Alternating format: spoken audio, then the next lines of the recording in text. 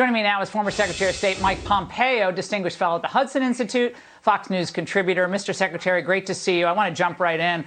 Democrats are so worried, are they not, about protecting democracies around the world? You know, we all are. But when it comes to what's happening here in the United States, apparently the government will just use every bit of power at its disposal to target one man who is a likely 2024 presidential candidate. What are your thoughts on what you're hearing tonight? Laura, you got it exactly right. There's no rules, right? This is just about power. And they asked us to give them the benefit of the doubt. They're talking about democracy and equal justice under the law, but we've seen it, right? We saw my predecessor at CIA, Jim Brennan, politicize, weaponize the CIA. We saw Jim Comey, who was my counterpart at FBI when I was the CIA director at the beginning of my time. We saw him take notes, leak them to the press. We've watched the Justice Department under Merrick Garland go after parents as terrorists who are just trying to make sure their kids got in school. There is no reason to give them the benefit of the doubt. It has not been remotely equal. And what they did in Mar-a-Lago that day runs just square against the central thesis, which is about transparent, equal application of the law in the United States, especially when you do it against someone who was your former and could potentially be soon, could be again, your political opponent. We don't see this in America. This is not something that should go lightly, and it is bigger than what just happened in Florida last week.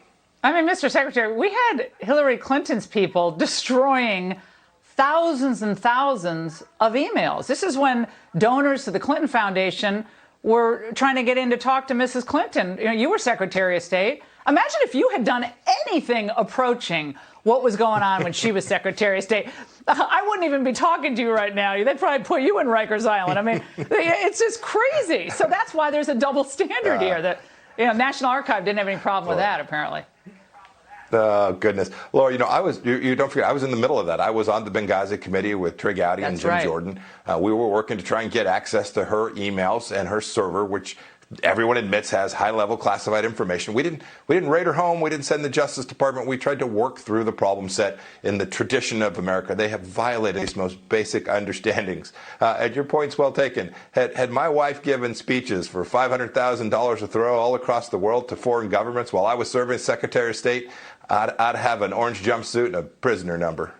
And you know, looking at you and your colors tonight, orange is not your color, Mike. It's not. That's definitely. You're more of a darker hued person. All right. I know you were interviewed by the January 6th Commission. What can you share about your lovely time with them? You know, they were chasing witches, right? This was a far field wandering interview. I spoke the truth to them. I can't tell you the details, Laura. They were looking for discussions about the 25th Amendment, discussions that I never seriously undertook with any of my counterparts. They were looking to build a storyline, the conclusion of which was already written. Your reaction to what Mike Pence said up in New Hampshire about how people, you know, shouldn't be careful about criticizing the FBI because that's criticizing the rank and file. You know, I like Mike Pence very much. He's an old friend going back 20 plus years. But I was a little surprised by that, your reaction to what he said. We all have friends. I've got two folks who used to work on my congressional staff who are now young, kick-butt FBI agents all across America. Good people, hardworking folks that care about America.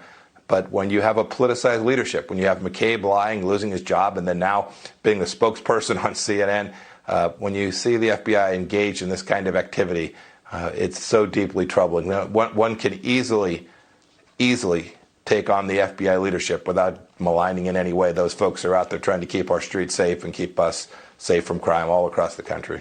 What were you doing the night that Liz Cheney lost the race in Wyoming?